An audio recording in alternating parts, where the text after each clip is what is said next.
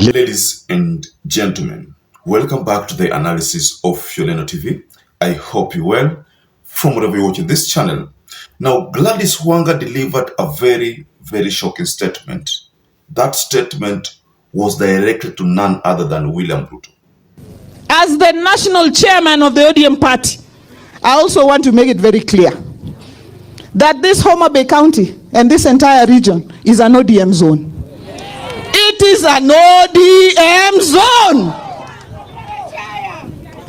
And the next time I see what I saw at the funeral of Koyo, where my party leader is seated and some people have come there shouting, "Uda, we will not agree, we will not accept, it will not happen."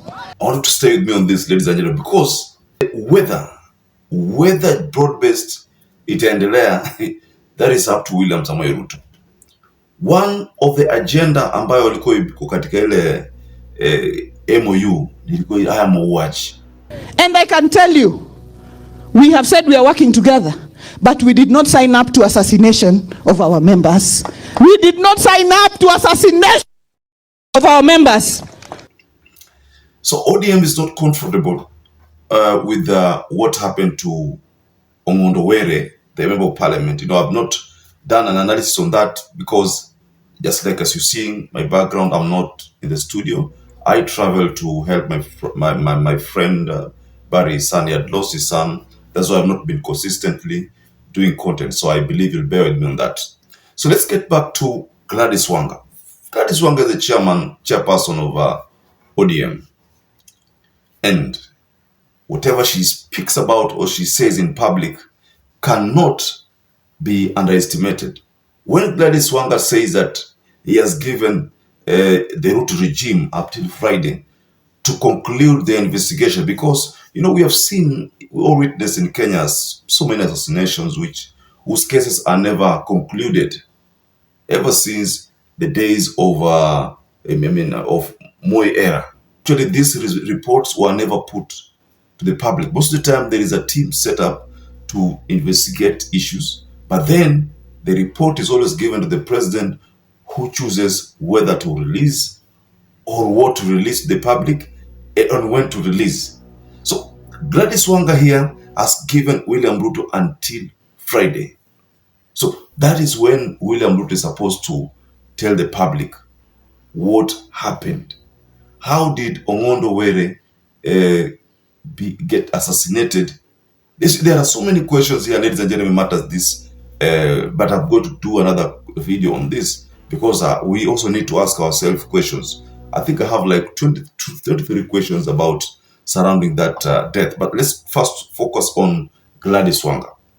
So before we get to the video from Gladys Wanga about the statements, ladies and gentlemen, kindly support this channel by liking this video and subscribe to this channel if you're not subscribed before.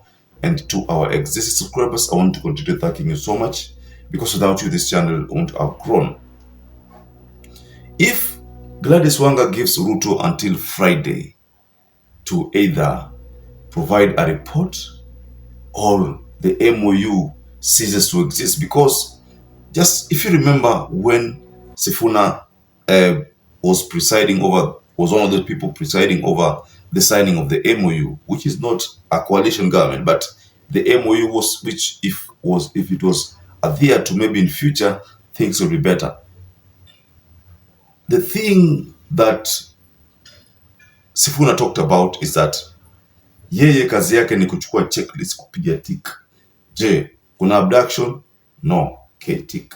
Je, mass killings bado zinaendelea? Hakuna, tick. So but this time round ODM mwenyewe, mbunge wao, ndiye alivamiwa akapigwa risasi.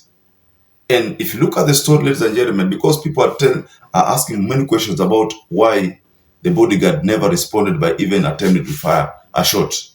Why was he still there? Why was he afraid? They didn't know about what was happening. See, there are so many questions. You know, even why was the driver not shot? Was this a planned assassination? Of course, it all appears to be a planned assassination, well orchestrated. And how ONG'ONDO switched cars and see, they noticed that he was there. Who was sharing the location of ONG'ONDO? See, these are very important questions which the DCI will actually reveal to the public when the right time comes. And I'm hoping they will reveal to the public these details. But first of all, let's focus on this statement. As national chairman of the ODM party, I also want to make it very clear that Homa Bay County and the entire Nyanza region is an ODM zone. The next time I see people in this region shouting UDA, UDA, we will not agree, we will not accept it. It will not happen under my watch as the national chairman of the ODM party. So this is very, very serious, ladies and gentlemen. Don't shout UDA hapa. Now, if ODM is truly with UDA in their broad-based arrangement, why is this kind of statement being shared here? And who could be the person who is pushing for UDA dominance in Homa Bay? Of course, we know that Homa Bay is where the Minister for Finance comes from, and that is CS Mbadi. And if you looked at Mbadi's statement, pia unaona kama ni kama kuna venye he has been affected. It's not happy, you know, because honestly speaking, the people in Nyanza, most leaders have been assassinated. Tangu wakati wa Moi ni wengi. Many people.